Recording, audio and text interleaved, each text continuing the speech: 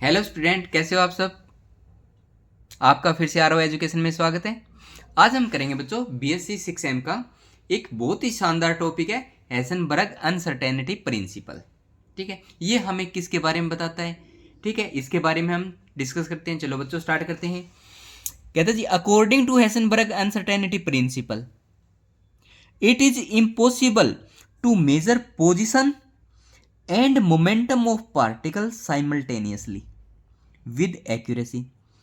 Simple भाषा में बोले तो बच्चों ये कहता है जी, कोई भी अगर मेरे पास पार्टिकल है उसकी पोजीशन और मोमेंटम को मैं एक साथ एक्यूरेट मेजर नहीं कर सकता। ये कहा है हेजनबर्ग अनसर्टेनिटी प्रिंसिपल ने। अब सेकंड इसने कहा the product of uncertainty in position and momentum is always constant. दोनों की जो मल्टीप्लीकेशन है बच्चों, पोजीशन एंड मोमेंटम दोनों अनसर्टेन है बच्चों। ठीक है, दोनों की मल्टीप्लीकेशन हमेशा क्या रहेगी बच्चों, constant. And is greater than, या तो ज्यादा होगी या इक्वल टू h/4 पाई, या हम बोल सकते हैं h/2। एक ही बात है बच्चों। तो ये देखो, डेल्टा एक्स का मतलब है पोजीशन, अनसर्टेनिटी इन पोजीशन। डेल्टा पी है बच्चों अनसर्टेनिटी इन मोमेंटम। ये ऑलवेज ग्रेटर या इक्वल टू होगी h/2। अब h कट होता है बच्चों h/2 पाई, और h होता है बच्चों हमारा प्लैंक कांस्टेंट। तो ये देखो, ये वैल्यू यहां पुट करो, delta x dot delta p greater than equal to h/4 pi. ठीक है, तो यहां से हम बच्चों एक फॉर्मूला और निकाल सकते हैं। जो मोमेंटम होता है बच्चों वो मास इनटू वेलोसिटी होता है। तो डेल्टा पी को हम एक ये भी लिख सकते हैं बच्चों, एम डेल्टा वी।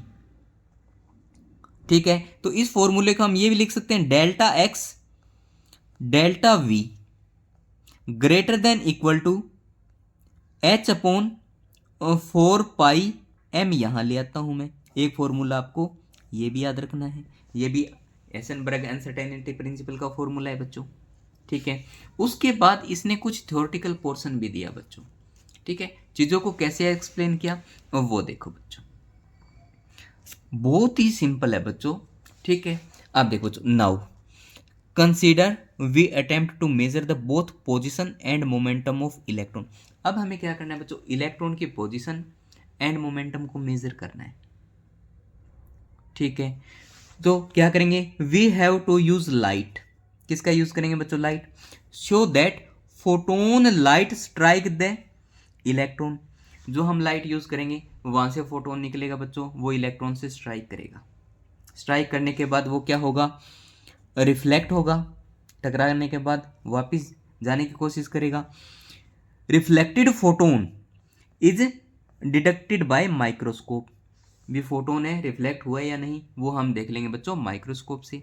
ठीक है, एज ए रिजल्ट जब ये दोनों एक दूसरे से बच्चों टकराएंगे तो क्या होगी, हीटिंग होगी। क्या होगी, हीटिंग। ठीक है, the position and momentum of electron is disturbed. क्या हो जाएगा, डिस्टर्ब हो जाएगा। Because both the colliding particle are nearly same mass. Position और मोमेंटम क्या हो जाएगी, डिस्टर्ब हो जाएगी। क्यों, क्योंकि दोनों कोलाइडिंग पार्टिकल है, मतलब इलेक्ट्रॉन और फोटोन दोनों कोलाइड करेंगे बच्चों, और दोनों का मास नियरली इक्वल है। Which affect both particle and, ठीक है, दोनों पार्टिकल को क्या करेगा, अफेक्ट करेगा। एंड जब एक दूसरे से बच्चे वो टकराएंगे तो energy is transfer from photon two electron. जब वो एक दूसरे से टकराएंगे फोटोन एंड इलेक्ट्रॉन, तब बच्चों एनर्जी का ट्रांसफर होगा फोटोन से इलेक्ट्रॉन की साइड। ठीक है, such that there is accuracy in calculation of momentum. तो मोमेंटम में क्या आ जाएगी बच्चों, एक्यूरेसी आ जाएगी। ठीक है, तो ये देखो, ये मेरे पास बच्चों एक सरफेस है। ये मेरे पास क्या है, एक सरफेस है। यहाँ पे ये इलेक्ट्रॉन है बच्चों। ठीक है, इस इलेक्ट्रॉन पे फोटोन्स ऑफ लाइट है, वो इंसिडेंट हो रही है। जब ये एक दूसरे से टकराएंगे तो फोटोन आपका रिफ्लेक्ट होगा। ये है बच्चों अपना रिफ्लेक्टेड फोटोन। उसको हम देखेंगे बच्चों माइक्रोस्कोप में, इंस्ट्रूमेंट का नाम है ये। ठीक है, इतनी बात समझ में आई। तो ये तो था बच्चों हमारा एसनबर्ग अनसर्टेनिटी प्रिंसिपल के बारे में। आई होप ये वीडियो आपको पसंद आई होगी। तो ऐसी छोटी छोटी वीडियो को देखने के लिए चैनल को ज़रूर सब्सक्राइब करें प्यारे बच्चों। Thank you so much.